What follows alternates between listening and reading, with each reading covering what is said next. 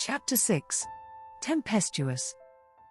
I took my acolyte year after getting my degree in animal husbandry. When the keeper suggested to me, during my exit interview at the end of the acolyte year, that I spend a year in service, I did not object.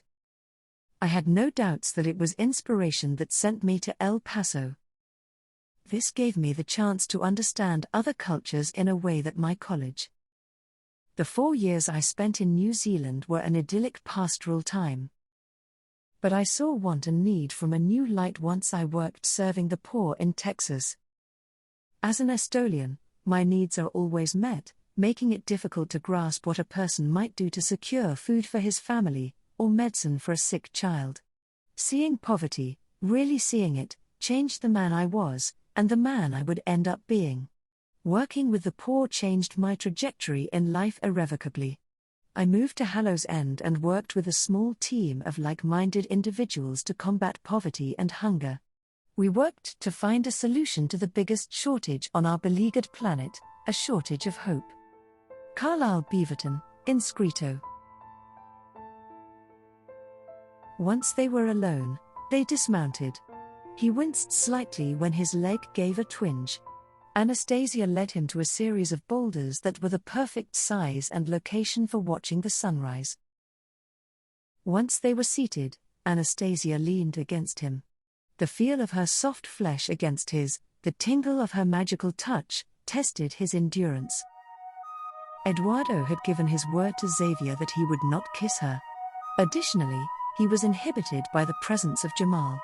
While he wasn't visible to them, he was playing his piccolo, an intricate tune reverberating off the side of the greater peak of Mount Estoliana. They sat in silence, watching the glorious sunset fading to streaky pastels, painted boldly across the canvas of the morning sky. Anastasia was tucked up against his side, and Eduardo was immersed in the fantasy that they were newlyweds, that they would soon return to their home, together. "Has my father talked with you about our faith yet?" "A little," he said. "Mostly we've been discussing the impact of major historical events on Estolia. I think it's fascinating." He broke off what he was saying. She didn't want to speak about history. Estolian men marry when they are 30. His 30th birthday was the next day. He didn't know what to say to her.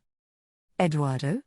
She looked at him, the rosy flush on her cheeks, and the glistening reflection of the rising sun off her lower lip were tempting him.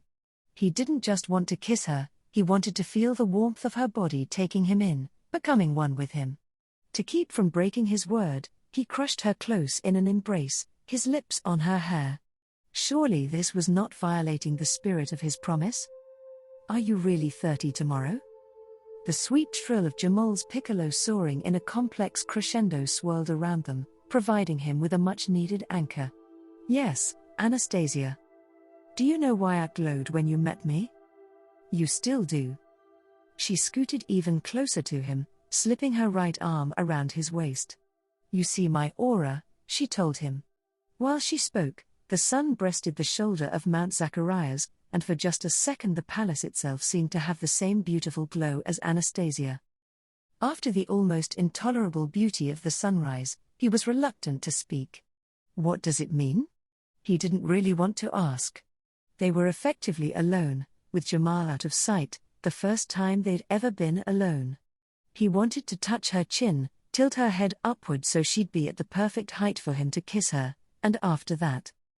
He was grateful when she answered his question. The erotic turn to his thoughts made thinking difficult. And he had promised her father he would not kiss her. "You see my soul, Eduardo." He laughed. He couldn't help it. "It's impossible to see someone's soul," he refuted. His laughter made her recoil, and her eyes looking into his were reproachful. "Here in Estolia, you can see someone's soul," she insisted. "So? What's the significance?" He felt as if everything he said left him blundering further and further. He cursed the lack of knowledge of her belief systems so that he might temper his reactions to what she expected. "Deity knows we are perfect for each other." He was always fascinated by religion, and since his arrival he'd spent a lot of time with acolytes, elders, and Xavier, asking questions and trying to come to understand their faith, but he was, by nature, a cautious man. He wanted Anastasia with a level of near desperation. But he didn't jump into relationships or assumptions. "Deity wishes for you to give me your soul," she continued on. He stood up abruptly, wincing as his newly healed leg gave him a twinge of pain. He walked over to his beige mount and then turned to look at Anastasia. She was on her feet, looking at him in alarm. "You do not want me, do you?" she asked. Her voice was full of anguish. "No." He didn't get the chance to finish his sentence, to tell her it had nothing to do with wanting her, because he did, but everything to do with not leaping blind into any situation. He needed to explore the concept before he could do anything. As soon as she heard the negation, she was on her feet. "You do not want me." Before he could call her back, she was jumping on her horse and clattering down the trail to the base of the mountain. Eduardo felt as if he had committed some crime. Jamal, having heard her departure, joined him. He looked around and then guessed she tried to explain the Estolian way. Disturbed, confused, Eduardo said, "I think so." He took a deep breath and said, "She misinterpreted something I said to her." He thought about her volatile temperament and the way she rushed down the trail. "But I do think I need to explain the misunderstanding as soon, and as fast, as possible." Jamal looked like he was weighing Eduardo up. When he spoke next, he had a tone of urgency to his voice. "I think you are right, we must seek her out. We will follow her to the temple. My guess is that she will seek out her father, the keeper." While they rode, Jamal pointed out several landmarks that had been invisible in the pre-dawn darkness of their ride to the pinnacle. He was annoyed at first, thinking it was pointless to slow down to look at the elbow of Mount Estoliana, or the top of the lion's paw, a stone formation that had looked roughly like an enormous lion's paw in its natural state, but which Chi had further shaped with only a couple of hours of work. At the speed of Anastasia's departure, he feared that a single misstep by her horse could be fatal. He was consumed by an irrational fear that he would somehow lose her before he could explain what he'd meant. When they reached the valley floor, he could see an acolyte leading Anastasia's blood-red horse towards the steps of the temple entrance. Eduardo felt immense relief to see her alive and well. She was speaking with her father, in his wheelchair, just outside the grand double doors. As volatile as ever, she said something strident to her father and flew down the stairs to fling herself in the saddle. The horse, startled perhaps by her precipitate actions, took a step backwards at the same moment that Eduardo called out to her. She was looking at him, her attention not on her horse, when it backed into the stone steps and spooked, leaping forward unexpectedly, unseating her. The cracking sound of bones breaking, when she landed on the steps of the temple, was much louder than the sound of his ankle breaking when he fell down the airstairs. But, having heard the sound of breaking bones once, he would never forget it. Her father was out of his wheelchair and on the stone steps where she came to rest, holding her, his bellow of agony ripping through Eduardo's gut as he saw the truth on Xavier's face. He was about to spur Sedona into a fast gallop when he saw one of the ubiquitous carriages come to a halt, and her mother climbed out, exclaiming in horror and joining her husband on the steps, cradling Anastasia in their arms. He halted and stared at the tableau in front of him.